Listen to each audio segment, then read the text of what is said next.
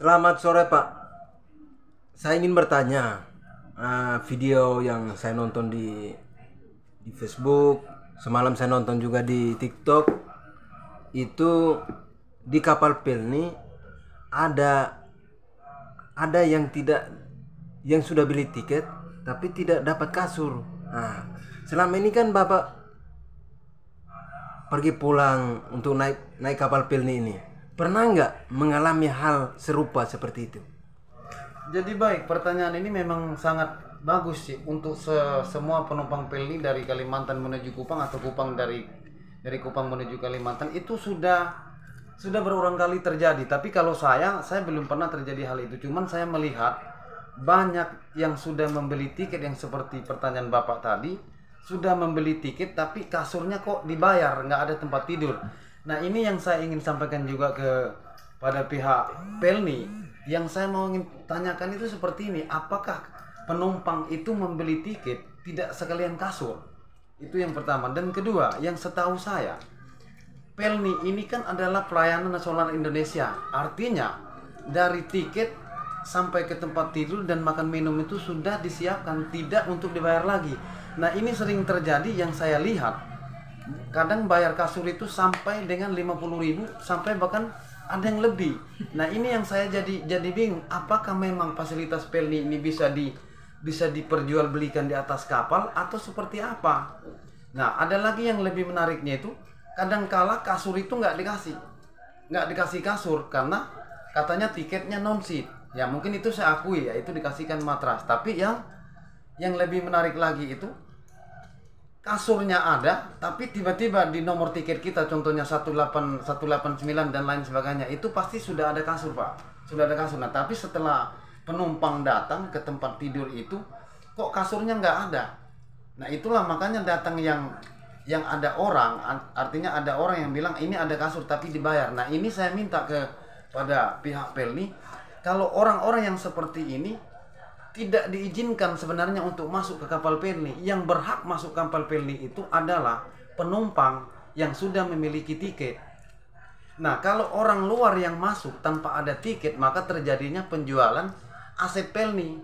Sebenarnya dari Pelni itu tidak seperti itu. Artinya sudah membeli tiket, artinya sudah dipersiapin tempat tidur, makan, itu sudah gratis karena sudah dirangkum dengan tiket. Nah, tapi itu terjadi. Nah, ini saya tidak mengerti apakah kelalaian dari pihak keamanan kapal atau kelalaian dari pihak mana, kita nggak tahu. Cuman yang jelas itu memang benar terjadi, yang Bapak menyatakan video itu ya. Memang itu terjadi, bukan mengada-ngadakan, tapi kita nggak tahu itu penumpang bulan berapa, tahun berapa, kita nggak tahu. Tapi itu sering terjadi. Ya. Nah, yang sering terjadi itu ya kayak penjualan kasur. Yang waktu saya pulang di tahun berapa itu 2023, itu di hadapan saya orang bisa membayar kasur sampai 75.000. Nah, saya juga nggak berpikir bahwa kasur ini fasilitas Pelni atau memang bisa diperjualbelikan.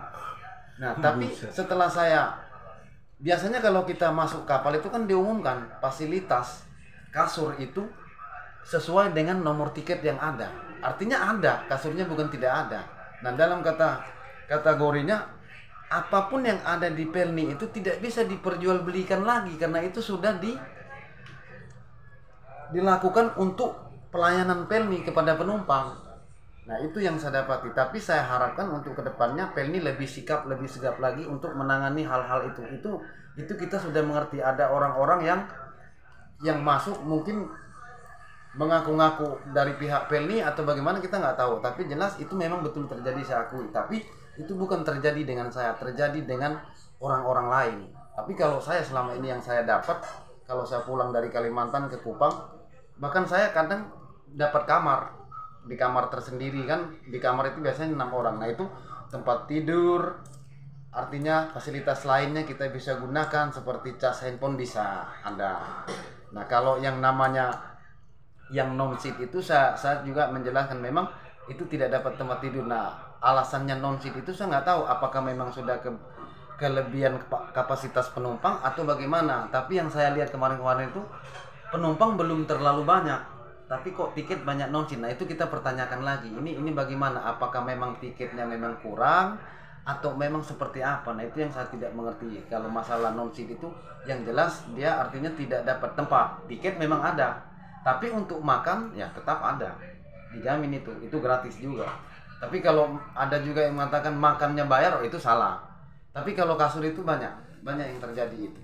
Jadi yang saya harapkan, sekali lagi saya minta ke pihak PT Pelni, tolong diperbaiki pelayanan masyarakat, karena itu aset terbesar Pelni ini kan masyarakat yang lalu lalang dari Kalimantan, Kupang, Nunukan, Tarakan, dari Kupang ke Kalimantan, Kalimantan ke Kupang, ya itulah memang kapal-kapal anak-anak rantau. Saya bilang Pelni itu adalah kapal anak rantau, karena yang naik itu rata-rata 95% itu perantau, Pak. Jadi itu yang saya dapatkan. Mungkin ini saja yang saya bisa sampaikan. Ya semoga untuk kedepannya Pelni lebih meningkatkan pelayanannya dari dalam sampai keluar. Nah satu lagi yang mau sampaikan, saya menemukan waktu beberapa bulan lalu itu saya pulang dari Kalimantan, ada beberapa orang tiketnya non-ship, bukan non-ship dan tidak terbaca, artinya alias ditipu. Jadi saya mau sampaikan kepada teman-teman yang sering pulang ke Nusa Tenggara Timur atau dari Kupang ke Kalimantan, jangan coba-coba membeli tiket lewat Facebook. Bagaimanapun itu akan terjadi penipuan Ya Pak. Penipuan itu bukan tidak pernah terjadi di depan mata saya. Orang itu sampai nangis setelah mau check in, tiketnya tidak terbaca. Nah hal ini juga sebenarnya Pelni sudah menghimbau jangan membeli tiket di tempat yang tidak resmi. Kan ada aplikasi khusus Pelni, ada kantor Pelni. Nah saya himbau untuk teman-teman keluarga, kalaupun mau pulang jangan pernah melalui Facebook, datang ke kantor Pelni, supaya kalau terjadi apa-apa kita gampang untuk mencari hal-hal seperti itu. Tapi kalau lihat Facebook kita nggak tahu. Karena kemarin saya dari Kupang itu ada 5 orang katanya ditipu. Waduh. Nah saya nggak ngerti penipuannya secara apa, tapi yang banyak terjadi saya lihat itu dari Facebook. Jadi harapan saya, kita sebagai masyarakat pengguna kapal Pelni untuk pulang ataupun pergi, kita harus teliti. Jangan melihat tiketnya murah cepat langsung kita terpengaruh. Nah itu kadangkala kita terkelirunya di situ. Oke, mungkin itu saja yang saya sampaikan. Oke, terima kasih Pak.